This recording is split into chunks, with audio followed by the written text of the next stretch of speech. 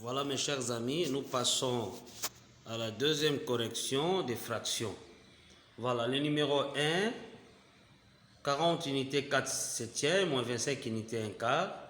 Ici, il faut commencer d'abord par soustraire les indices. Nous avons 40 moins 25 qui donne 15. Ensuite, nous trouvons les dénominateurs communs. Et après avoir appliqué la règle, nous tombons sur 15 unités 9 sur 28. Là, c'était pour le numéro 1. Le numéro 2, la même chose. Vous soustrayez les unités ou les indices, vous avez 20, vous cherchez le dénominateur commun et vous appliquez la procédure. Nous avons 20 unités, 13 sur 18. Voilà, le numéro 3, là maintenant, nous avons la multiplication. Ici, vous allez multiplier 8 fois 5 qui donne 40. 40 plus 3, ça fait 43, multiplié par 9. Or, 9 a pour dénominateur un petit 1 sous-attendu. Et vous multipliez le numérateur entre, ça donne 387. Et les dénominateurs, nous avons 8. Alors, ici, nous avons l'expression fractionnaire, c'est-à-dire le numérateur est plus grand que les dénominateurs. On ne peut pas se limiter ici. S'il n'y a pas possibilité de simplifier, nous devons diviser pour avoir la forme de nombre fractionnaire. Je pense que ce sont des exercices que nous avons déjà travaillé avec vous. Quand vous faites la disposition pratique, pour trouver le nombre fractionnaire, ce n'est pas difficile. Voilà, le numéro 4. Vous avez 1 demi multiplié par 1 tiers sous le parenthèse fois 3. Il faut d'abord commencer par résoudre ce qui est sous les parenthèses. Voilà, nous multiplions 1 fois 1, nous avons 1, 2 fois 3, 6. Et le 1 sixième multiplié par 3, or 3 a pour dénominateur un petit 1 sous-attendu. Et puis nous multiplions 1 fois 3, c'est 3, 6 fois 1, c'est 6. Là, nous passons à la simplification. Par 3, nous avons 1 demi, qui est une fraction irréductible. Voilà. Et nous avons aussi le numéro 5, la même chose. Vous cherchez ici les dénominateurs communs, c'était 9. Et après avoir appliqué la procédure, on aura 7 sur 9 divisé par 3. Et 3 a un petit 1 sous-attendu. Ici, nous allons faire la multiplication, la division d'une fraction par une fraction. Qu'est-ce nous dit la règle? On multiplie toujours la première fraction par la deuxième inversée. Donc 7 sur 9, les 3 sur 1, quand on inverse, c'est 1 tiers.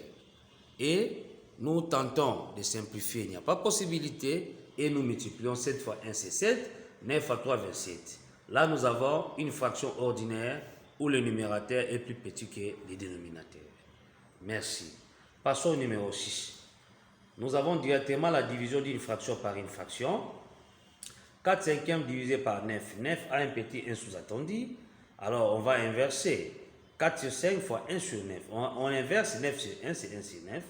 Il n'y a pas possibilité de simplifier. Nous multiplions les numérateurs entre et dénominateurs entre. Nous avons 4 sur 45 qui nous donne une fraction ordinaire irréductible. Voilà, ici nous avons le numéro 7.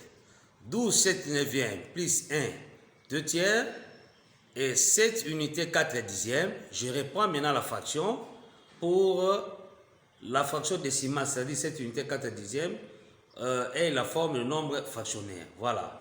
Quand je reprends la fraction, on a 12 7 neuvième plus 1 2 tiers plus 7 4 dixièmes. Voilà. Et là maintenant, je vais additionner les unités ou les indices. 12 plus 1 plus 7, nous avons 20. Et 9, 3 et 10, c'est-à-dire les dénominateurs, je dois trouver un dénominateur commun. Comment? En faisant les PPCM. Quand je fais les PPCM, nous avons 90.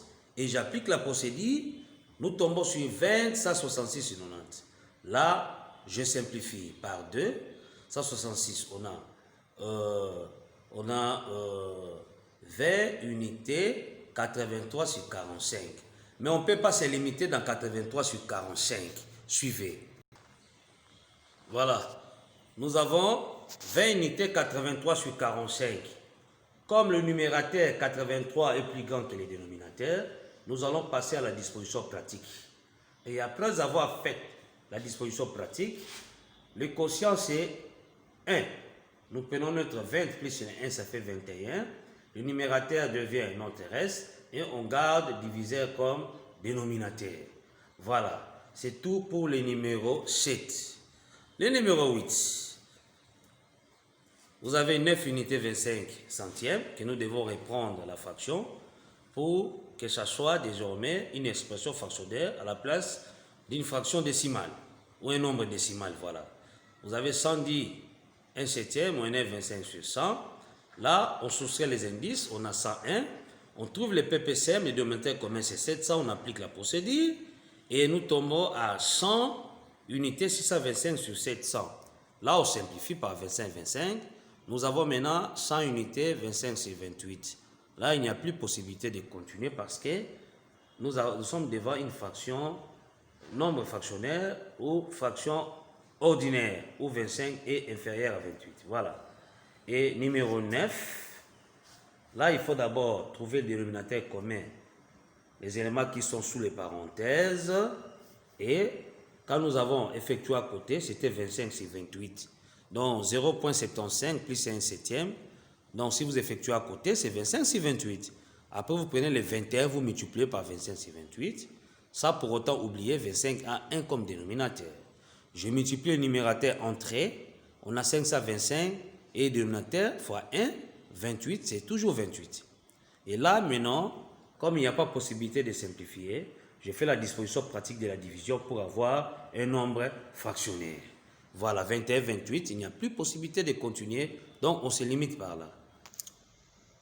Voilà les derniers numéros, ça revient au même.